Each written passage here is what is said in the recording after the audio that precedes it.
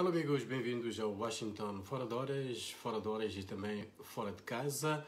Estamos já 13 de maio de 2020, eu sou o Homem Miguel e para começar a nossa emissão de hoje vou apresentar alguns dos títulos que iremos destacar. Aqui dos Estados Unidos, o presidente Donald Trump cai nas sondagens, isto em relação às eleições de novembro deste ano.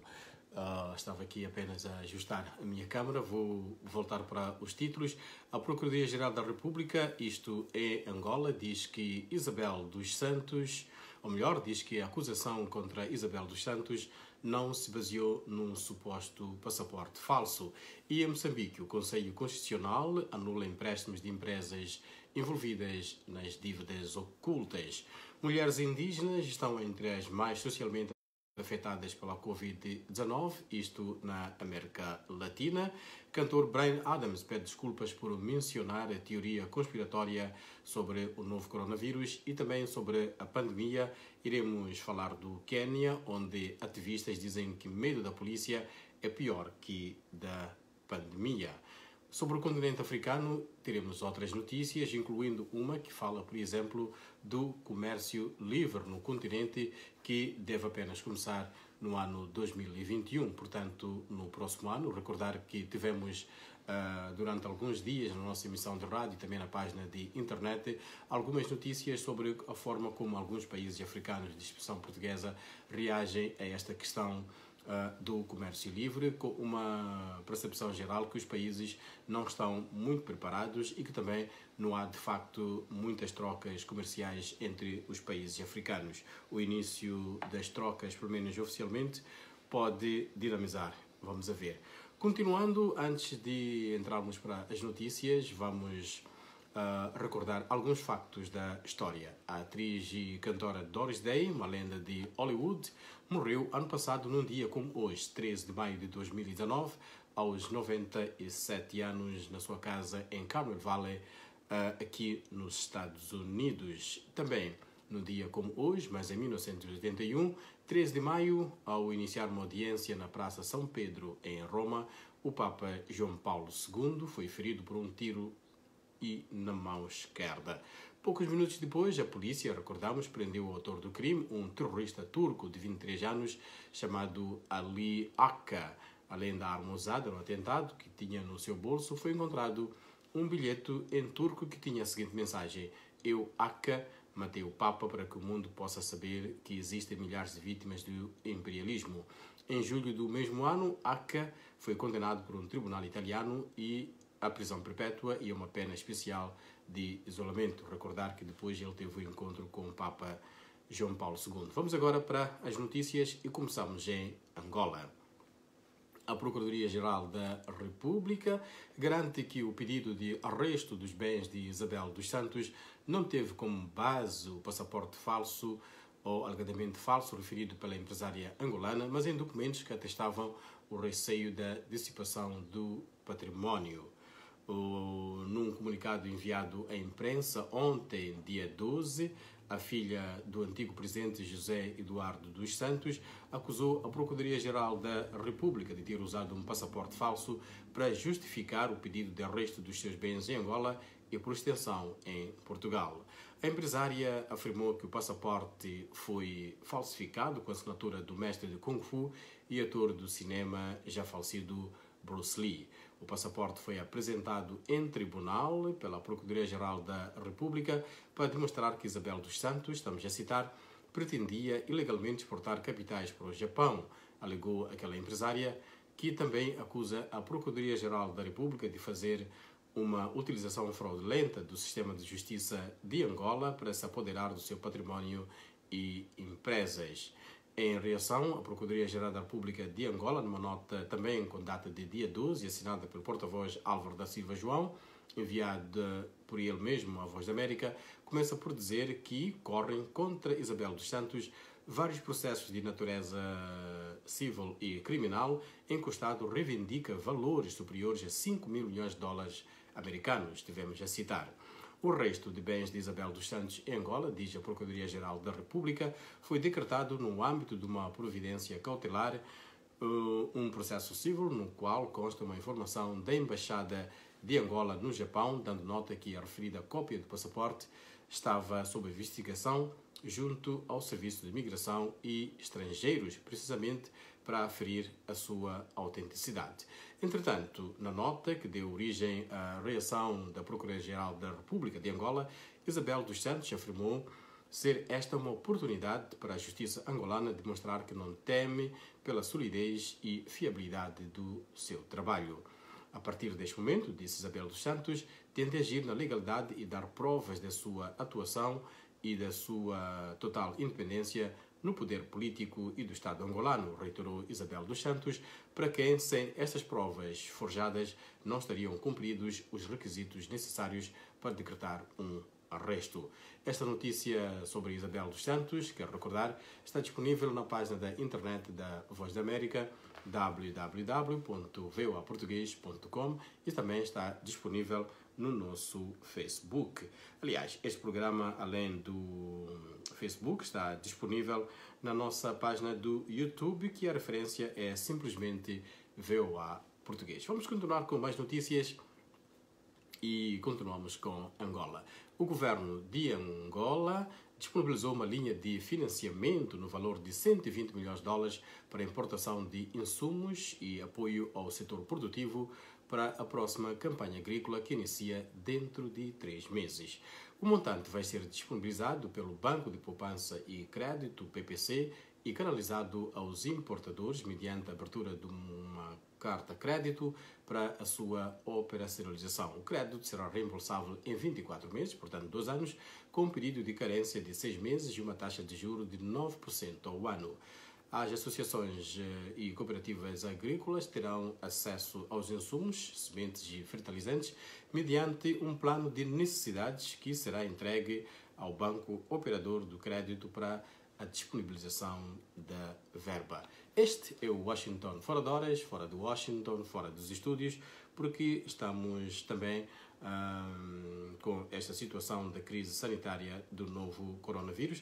Estou aqui a fazer este compasso para ver se vejo os nossos amigos no Facebook, para já convidar os nossos amigos que nos seguem no Facebook para deixarem os seus comentários, mas mais do que dizer o bom dia, também dizer como é que nas suas zonas de residência, nos seus locais de trabalho, esta questão da prevenção do novo coronavírus é tida em conta, uma vez que é o esforço global que vai, de facto, acabar com esta crise sanitária. Aqui nos Estados Unidos, por exemplo, alguns estados já começaram a abrir, a zona de Virgínia, paredes meias com Washington DC, vai abrir algumas áreas na sexta-feira, mas a parte mais a norte de Virgínia, que abrange as áreas de Alexandria e Arlington, onde alguns de nós moramos, não vai abrir porque as autoridades dizem que ainda é preciso cautelas. Vamos voltar às notícias e vamos a Moçambique, mas antes vou dizer um bom dia ao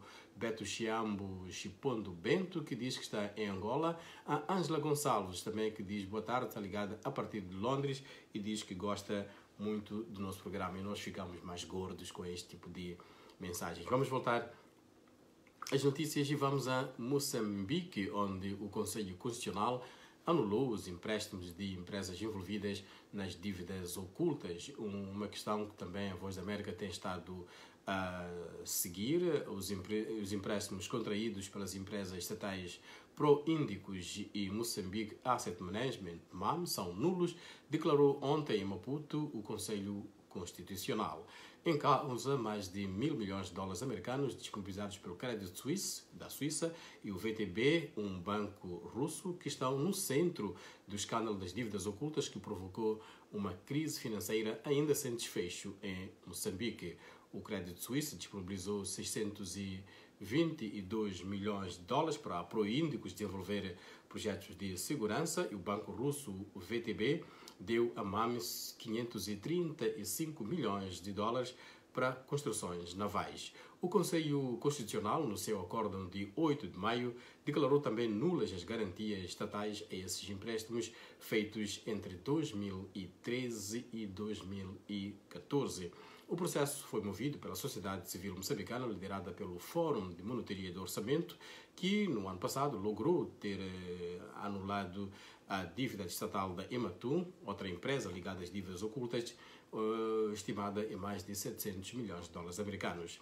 Das três iniciativas, avultadas somas foram desviadas num esquema que envolveu fornecedores de serviços navais, funcionários bancários, altos funcionários do governo moçambicanos e seus associados. Descoberto o esquema, recordamos, o Fundo Monetário Internacional e outros parceiros-chave de Moçambique cortaram o apoio direto ao orçamento de Estado e o Fundo Monetário, ou melhor, o Fundo de Monitoria de Orçamento iniciou os processos solicitando a sua nulidade. Temos um amigo que nos vê em Nacala, Moçambique. Qual é que é a sua opinião sobre esta situação? E também ao Gilson Cotreiras, que está em Malange, Angola. Também pode dar a sua opinião em relação a esta crise financeira em Moçambique, mas que é uma notícia que também está disponível na nossa página da internet www.voaportugues.com. Basta escrever dívidas ocultas, aí terá, como dizem os brasileiros, um montão de notícias sobre esta situação. Comum de Maria diz boa tarde, deseja voto de boa tarde e ótimo trabalho fora de estúdio. De facto é fora de estúdio, estamos em casa, mas creio que resolvida a situação, já voltaremos aos estúdios em Washington, onde teremos a oportunidade de mostrar um programa que tem vídeos, que tem também a participação via Skype e outras plataformas dos nossos entrevistados para dar explicações sobre algumas das notícias que passamos aqui no Washington Fora de Horas, mas também na nossa emissão de rádio, na nossa página da internet, no Facebook, no Instagram e noutras plataformas que estamos disponíveis, como esta que é o Facebook.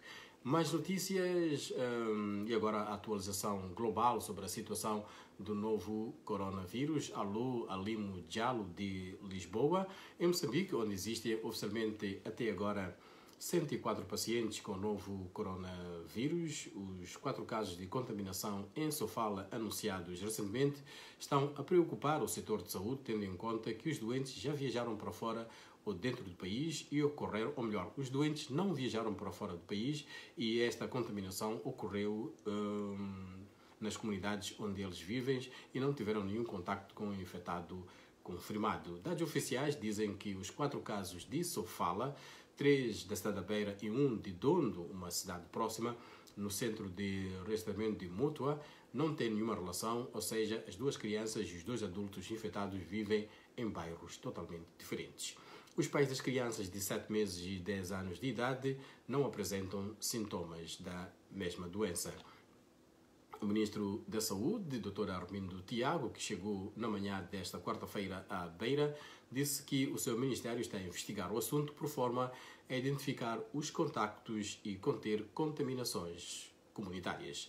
Na Guiné-Bissau, onde existem, segundo dados revelados até ontem, 820 casos, o governo guinense impôs o uso obrigatório de máscaras nas vias públicas, nos mercados e também nos espaços fechados, bem como recolher obrigatório em todo o território nacional a partir das 20 horas até às 6 da manhã. Estas restrições entraram em vigor nas primeiras horas de hoje e vigorarão até o dia 26 de maio, dia em que termina o estado de emergência neste país. Em Cabo Verde, onde existem 267 casos da doença acumulados, o Presidente da República, Jorge Carlos Fonseca, vai comunicar hoje a sua decisão de renovar ou não o estado de emergência nas ilhas de São Tiago e Boa Vista, que termina amanhã. O chefe do Estado reuniu-se ontem com o Primeiro-Ministro Ulisses Correia Silva, o Ministro da Saúde e também o Ministro da Segurança Social, Arlindo do Rosário, e várias outras personalidades, bem como o antigo Presidente Pedro Pires. Fonseca volta a reunir-se hoje com o Primeiro-Ministro antes de fazer o anúncio. Em São Tomé e Príncipe, os casos ascendem a 231, depois de confirmados mais de 11 infecções. Também aumentou o número de mortes, que agora são 7. Em Angola, mantém os 45 casos anunciados no fim de semana. Em todo o continente africano, registaram-se até agora 2.413 mortes, de um total de quase 70 mil casos. Em todo o mundo, há mais de 4.281.000 casos e mais de 292.000 mortes. Estados Unidos, o epicentro da epidemia, registrou até esta manhã 82.389 mortes entre 1.370.000 casos. Continua a acompanhar o Washington fora de horas, fora de estúdios e em casa. Temos uma mensagem ali do Celestino Noalá, que diz boa tarde. Ele diz que está na Rússia, é a diáspora dos Palopes pelo mundo. Celestino, como é que está a situação aí na Rússia em relação ao novo coronavírus? Como é que na sua comunidade, a comunidade de estudantes ou de trabalhadores estrangeiros, é tratada esta situação? Agradecemos desde já o seu comentário. Continuamos a falar do novo coronavírus. Mulheres indígenas estão entre as mais socialmente afetadas por esta doença no continente americano, mas da parte latina. A desigualdade enfrentada por mulheres indígenas e descendentes de africanos, além de trabalhadores informais e imigrantes, fará deles o grupo mais afetado pelo impacto socioeconômico do coronavírus na América Latina, afirmou esta semana a Comissão Econômica para a América Latina e Caribe. Num relatório para analisar os traços da pandemia na região, aquela agência das Nações Unidas disse que as desigualdades em questões como acesso à água, o saneamento, sistema de saúde e moradia também pode traduzir-se em maiores taxas de infecção e morte entre a população mais vulnerável. Já temos a reação do Celestino, diz boa tarde. Bom, continua a dizer-nos boa tarde, nós agradecemos. Ele diz que está ligado a partir da Rússia e diz que gosta do nosso programa, mas nós queremos saber como é que está aí na sua comunidade. Outra notícia relacionada ao novo coronavírus e ligada a uma estrela da música rock. O cantor canadiano Bryan Adams se desculpou ontem por uma publicação culpando o ato de comer morcegos, a venda de animais em mercados molhados e bastardos gananciosos que criaram o vírus pelo novo coronavírus. Adams, que se tornou um astro global, recordamos em 1984 com canções como Summer of '69 e Heaven, fez comentários na legenda de um post no Instagram na segunda-feira ao abordar o cancelamento dos seus shows no Royal Albert Hall em Londres devido à Covid-19. Nascido em Kingston, no Ontário, aqui pertinho no Canadá, Adams atualmente vive em Londres e é vegano. O post foi amplamente criticado nas redes sociais e Amy Go, presidente do Conselho Nacional Sino-Canadiano para a Justiça Social, disse à rede Canadian Broadcasting que os comentários do cantor eram apenas muito racistas. Num pedido de desculpas também publicado no Instagram, Bryan Adams disse que queria apenas fazer um discurso inflamado sobre a horrível crueldade animal nestes mercados molhados que podem ser a possível fonte do vírus e promover o veganismo. Muitos pesquisadores relacionados a esta questão acreditam que o vírus teve origem no mercado em Wuhan, na China, embora uma teoria de que o vírus tenha emergido de um laboratório em Wuhan tenha também ganhado espaço nas últimas semanas. A Organização Mundial da Saúde disse inicialmente que as evidências sugerem que o novo coronavírus teve origem em animais, provavelmente em morcegos, antes de passar para os seres humanos através de um hospedeiro animal intermediário e que não há evidência que indique que ele tenha sido criado por seres humanos. Esta é uma questão que ainda irá continuar a dar que falar em relação a esta situação do novo coronavírus. Um dos nossos amigos diz que tem dificuldades de som. Vou projetar a voz para que isso não aconteça mais. Ali o Calda Dias saúda-nos a partir de Paris, França. Como é que está a Cidade da Luz?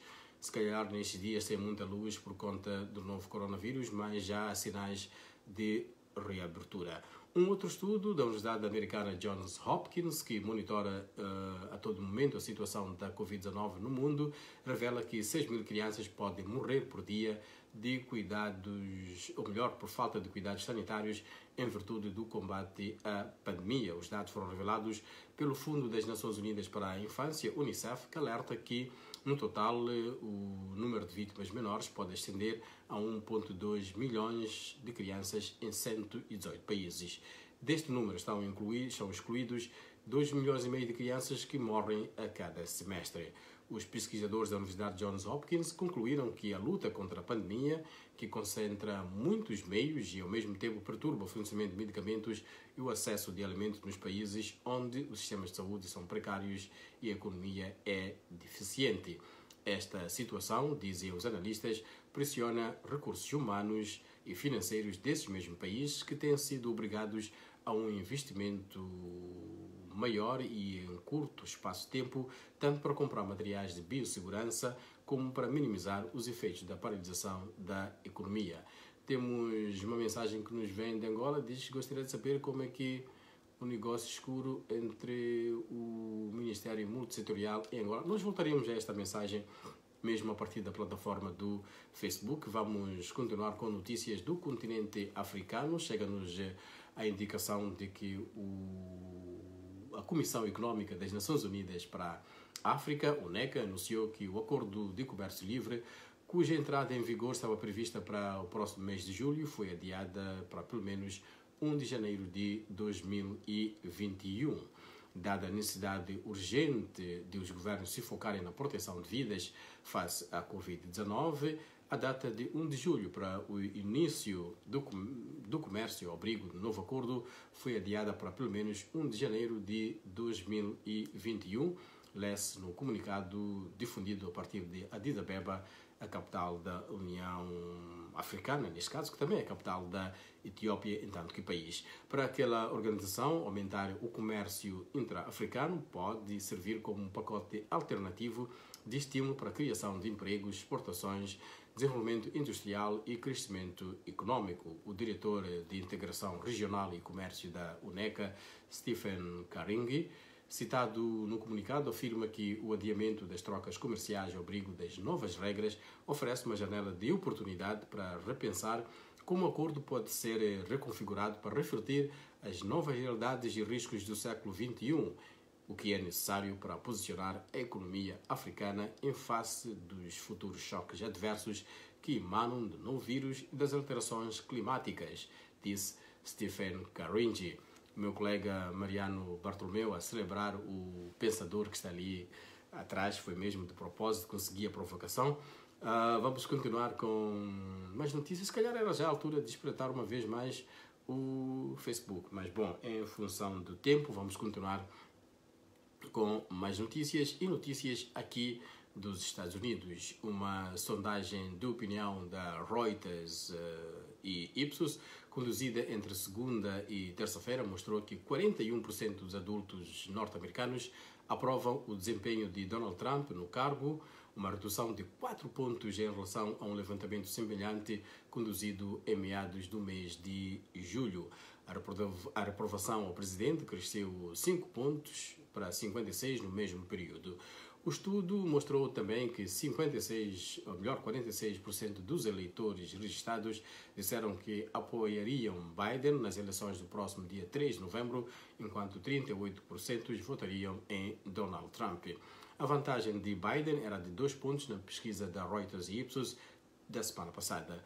Os norte-americanos também parecem estar cada vez mais críticos à forma como Trump conduz a crise da saúde. De acordo com a pesquisa, aqueles que desaprovam o desempenho do Trump no comando da pandemia da Covid-19 superam os que aprovam por 13 pontos percentuais.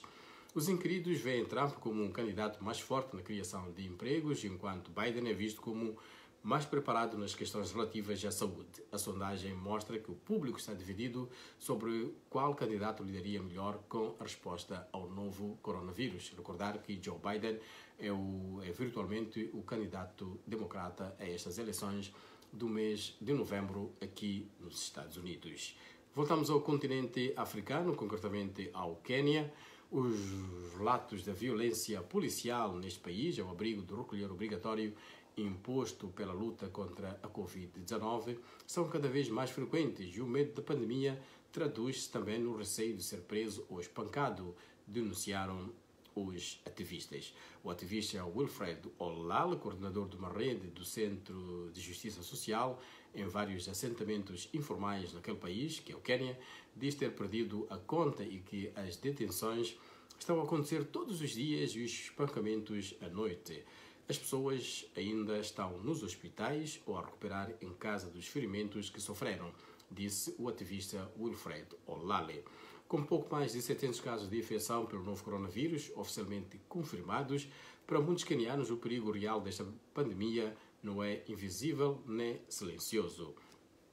A queniana Jacqueline Otieno foi alertada pelos gritos dos seus filhos. Ela disse: estão a bater no papá, estão a batê-lo, e gritaram as crianças, aliás, enquanto apontavam para a entrada da casa, uma construção de zinco no subúrbio de Mathare, em Nairobi, com alguns metros quadrados, uma televisão, um fogão e separados por um lençol, uma área de sótão onde todos dormem. O marido de Jacqueline, Isaiah Omolo, queixa-se de ter sido agredido pela polícia quando se preparava para fechar o seu stand de venda de discos piratas e a sua barbearia para cumprir o recolher obrigatório imposto em todo o país. Um estudo da Amnistia Internacional de 2018 revelou que os quenianos encaram as execuções extrajudiciais pelas forças de segurança, a negação de serviços médicos e a pobreza como as maiores ameaças às suas vidas. Amigos, nós caminhamos para o final deste nosso Washington Fora de Horas. Saudar ali mais alguns que nos seguem. O Onício da Silva, que está em Nampula, Moçambique, está a acompanhar o Washington Fora de Horas. Um pedido ao Onício: partilha este show com os outros, assim a família Voa cresce. Vamos para a última notícia que trazemos, é do Afeganistão. 3 homens que se creem pertencer ao grupo Estado Islâmico irromperam por uma maternidade na capital do Afeganistão, Cabul, e mataram 2 bebês recém-nascidos e 12 mulheres. O ataque aconteceu na maternidade do hospital Dash al-Bakr, que é gerido pela Organização dos Médicos Sem Fronteiras. Os atacantes entraram no hospital vestidos de polícias. Pelo menos 80 pessoas tiveram de ser retiradas do hospital na sequência do ataque e mais 100 funcionários ficaram encurralados nas instalações. O grupo Estado Islâmico já reivindicou a autoria deste ataque. Uma última nota final, e tem a ver com a história. Hoje, na verdade, é 13 de maio, aparições de Fátima. É uma designação comum dada a um ciclo de aparições marianas que tem ocorrido, dizem os entendidos, durante o ano de 1917, na localidade de Fátima, em Portugal. Este ciclo de fenómenos, diz também a história, sucedeu-se em outras aparições da Virgem Maria, decorridas no ano de 1758, na mesma freguesia, no local onde se encontra o Santuário da Nossa Senhora da Ortiga. No dia 13 de maio, para os católicos, de 1917, 3 crianças, Lúcia dos Santos, que tinha 10 anos, Francisco Marto, de 9 anos, e Jacinta Marto, de 7 anos, afirmaram terem visto uma senhora muito brilhante do que o sol, sobre uma azinheira de 1 metro e pouco mais de altura, quando apastavam um pequeno rebanho na cova da Iria, próximo da aldeia de Aljustrel. Lúcia via, ouvia e falava com a aparição. Jacinta via e ouvia, e Francisco apenas via, mas não via. Esta é uma história interessante para os católicos, porque hoje é o dia 13 de maio das aparições de Fátimas. Amigos, foi um enorme prazer estar na vossa companhia neste Washington Fora de Horas, e no final tenho o Narciso Miguel e vou aqui fazer o disclaimer. É meu irmão, está em Moçambique, a rua onde nós crescemos é 13 de maio, é Maputo, razão pela qual ele diz também hoje é dia da nossa rua. Um grande abraço.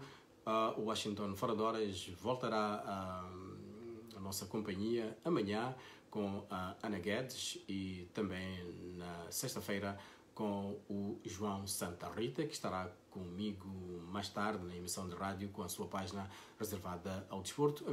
Amigos, foi um prazer estar na vossa companhia. Despeço-me, sou o Márcio Miguel. Até a próxima semana. Até lá.